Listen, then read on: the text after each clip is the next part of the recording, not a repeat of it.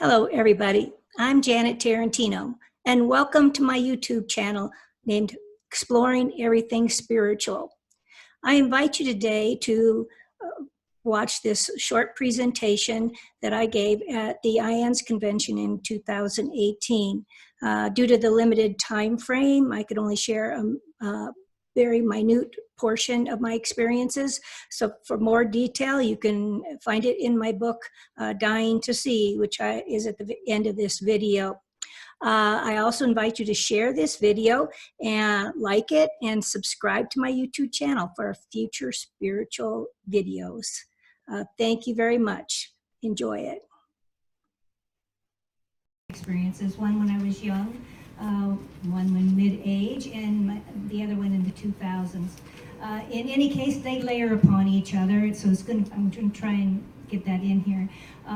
First of all, I call them the ultimate ambush makeovers. Only I wasn't made over with new hairstyle or makeup or fresh clothing. I was made up from the inside out. And I am no longer the person that I was before my third near-death experience, or even my second near-death experience. I went from being called Jan all my life to being changed. I started asking everybody to call me Janet. That seems like a minor change to most people, but it's a huge one to me because I am no longer the person that I was before. I'm a better version. This started after the second near-death experience when I was working as a network coordinator for a corporation, and for some unknown reason, my being was being annihilated. I was being torn down and erased by some unseen force. The doctors couldn't figure out what it was. They just kept giving me medicine after medicine after medicine. Finally, I turned to prayer. And during my prayer, I asked Jesus to heal my soul. I was singing songs when I was praying. My intention was to ask for physical healing so that I could get back to the person that I was before. But the songs that I was singing was, Jesus, you're all I need. Breathe upon me, breath of God. Jesus, he touched me. And so my near-death experience, my third near-death experience, was created to reflect that prayer. And after the second near-death experience, I got an allergy, a sensitivity, which is common for near-death experiencers, only I didn't know what it was from. And it was from plug-in scents, you know, the make your house smell really good. And I had them next to my bed. And when I went in the house, I couldn't breathe. So I would take allergy pills to try and get to sleep. So one night I went to bed, propped myself up on 3 pillows, and with my hands over my stomach was the way I normally sleep. And during the middle of the night, my chest started to hurt. I couldn't breathe. I reached for my husband. I called for him and I said, Gavin, help me, please help me. And there was no response. All of a sudden, I was at the ceiling looking down on my physical body and my husband lying beside me. And I knew that was me. That was my body, but it wasn't the real me. I was the real me who was up at the ceiling. And the ceiling had disappeared. Everything above me was blackness, but it was all love. It was like a velvety love that embraced me. I was in peace and tranquility that is hard to explain. It was fabulous. And I knew that I had been here before, and everything was as it was supposed to be, and I was connected with the universal consciousness. I saw a pin of light coming through the darkness off to the right, and it was coming in a slight S-shaped curve. And I wasn't worried about that. I wanted to see what was going on down here, because there was something lifting out of the physical body, the lower half. There was a blue form that was lifting up. It was the color of the sky on a beautiful day. And as it lifted up, it lifted out of the feet, the shins, and then the thighs. I realized that was my spirit body now leaving the lower half of the body, because I was my spirit body that had already left the upper part.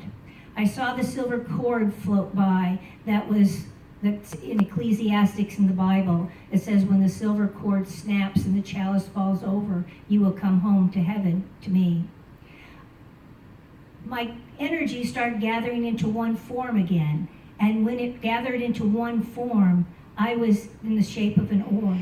And I was sitting in a wand made of love. And that was representative of God blowing the breath of life into me, just like the song I had sang. So he was healing my soul during this. This was the healing that I needed, not the physical healing that I had previously thought I needed. Now, what better healing can you get than the healing of your soul? I also saw a pin of light coming off in the distance over here. And as this pin of light came in, it was Jesus.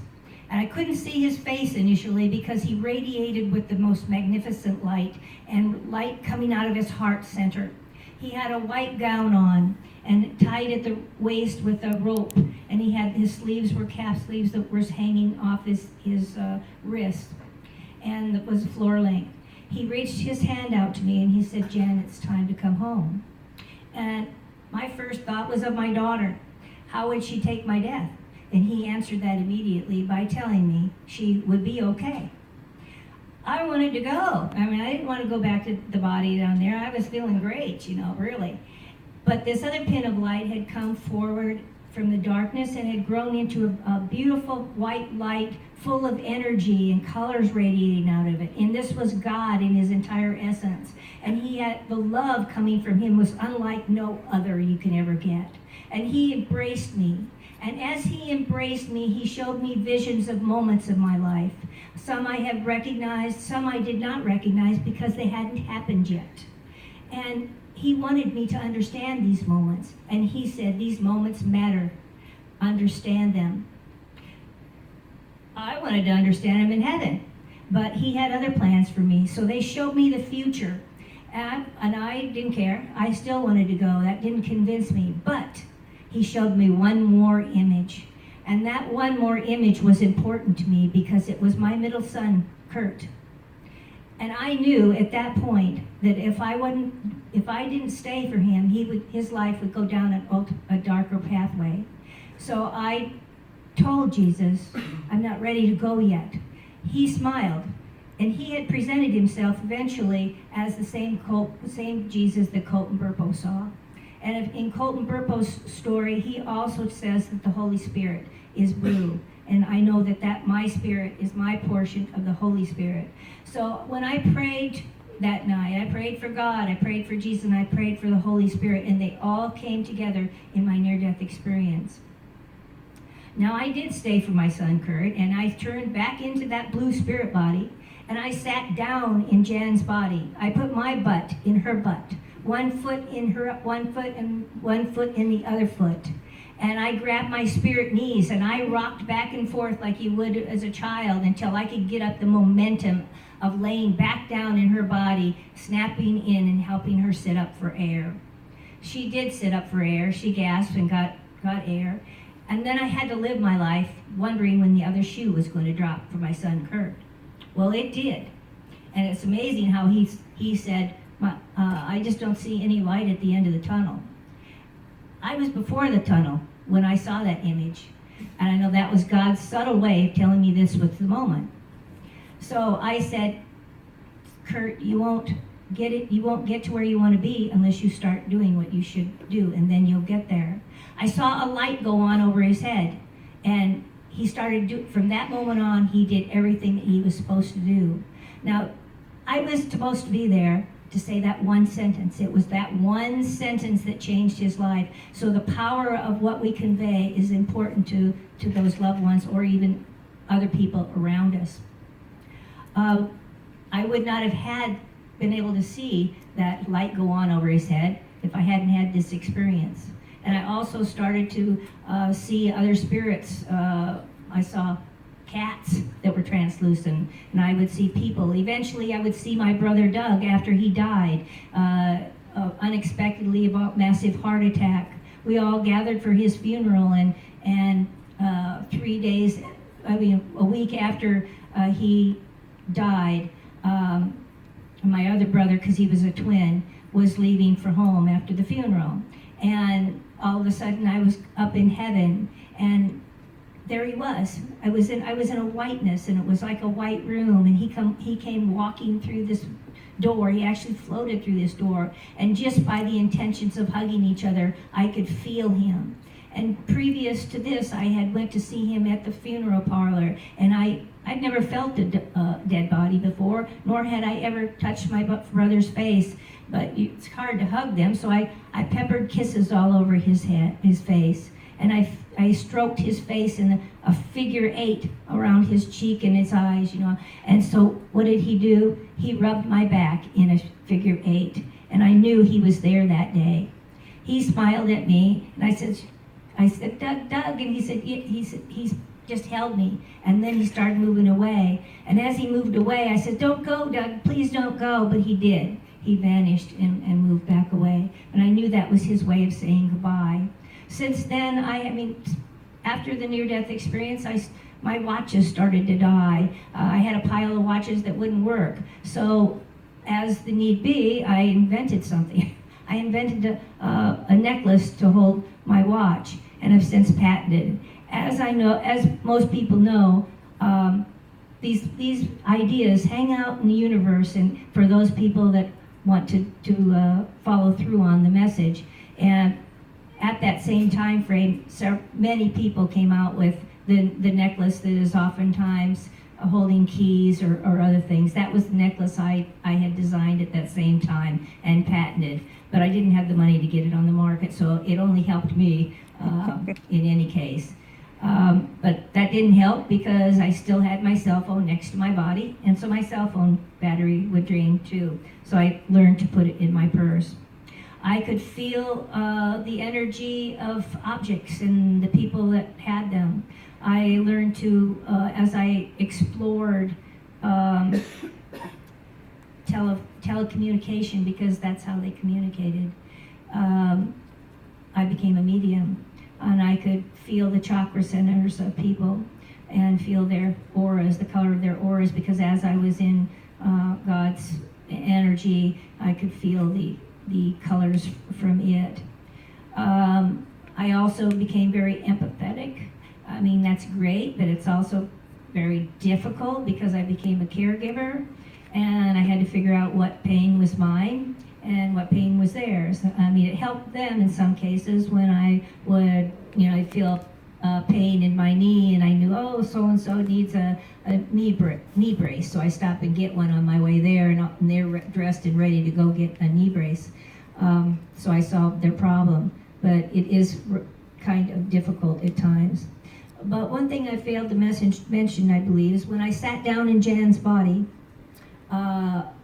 this message came, and this message is from heaven, and it is, love is the only thing that matters. Love is the only thing that matters. But as I understood these moments, because that was my task, to understand these moments, I understood that they were moments that were planned, lessons that were planned, and depending on our choices, those moments can manifest in those lessons can manifest in different ways. But I was on the right plan for me.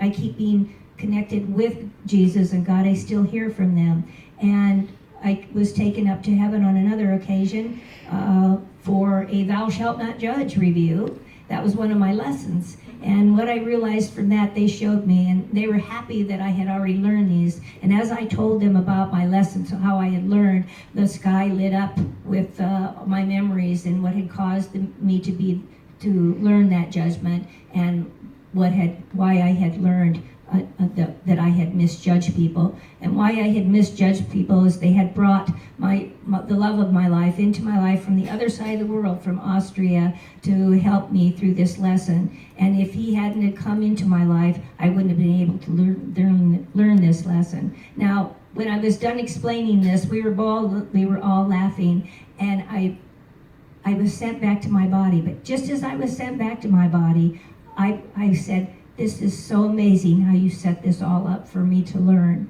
So yes, our lessons are learned. Our life is set out for us, and we must wake up every morning thinking about what an adventure is is going to happen today? What nuggets of learning are we going to be able to gather and make the most of our life every moment? Because we are happy. We are honored as souls to be helping this person. We are the guide for them, and we love them, and we love everybody. So I look forward to answering any questions, and I hope you enjoyed my story.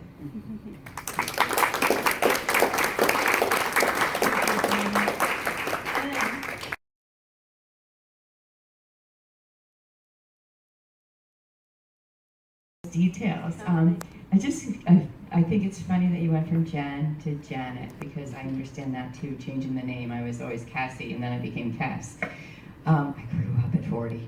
But you said getting back into Jan's body as if you were so disconnected that you didn't, at that moment in time, you didn't even relate that to being you anymore. And it just happened. So when you got back into Jan's body, did you then feel that was you again? Do you own all of you? No, I don't. I don't own me at all. Actually, Hang on a minute, Janet. We need 2 microphones.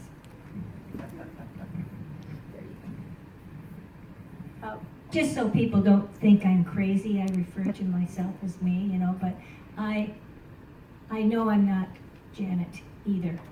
I am a soul inhabiting this body and trying to guide this person, because there's 2 parts to the body. There's the ego that tries to edge God out, and then you have your soul in there. It's kind of like the one angel and your soul on the other side.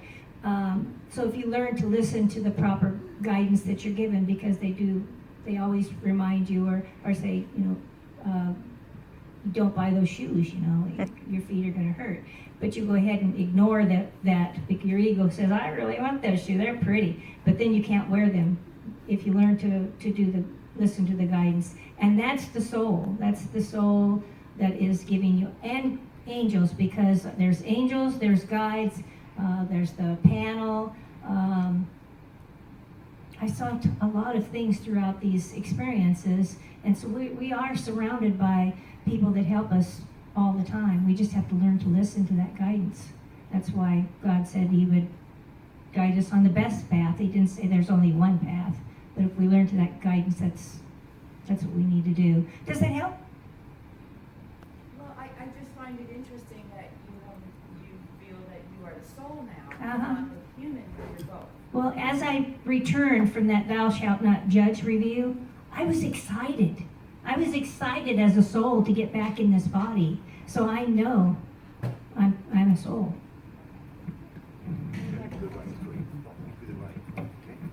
oh, thank you. Let me do the running for you. Thank you.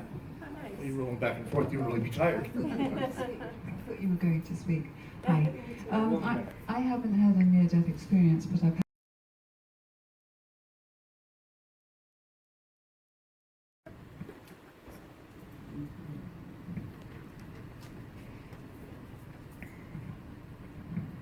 Once my spirit left my body, it gathered together again and changed into the shape of an orb. But then while I was floating there, I felt like I, as an orb, was sitting in a wand like children would blow bubbles from. But this was symbolic of Jesus or God blowing the breath of life into me, because I had prayed to that song a couple of years previously to that. Does that help you? Yes, thank Okay. you.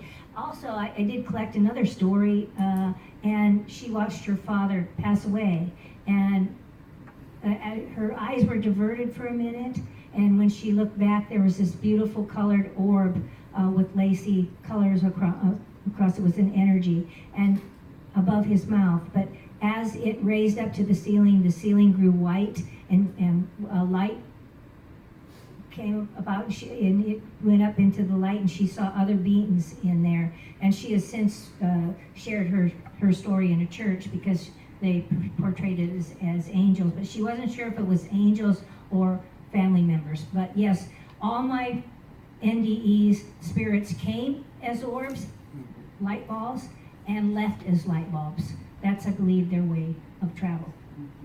I'd like to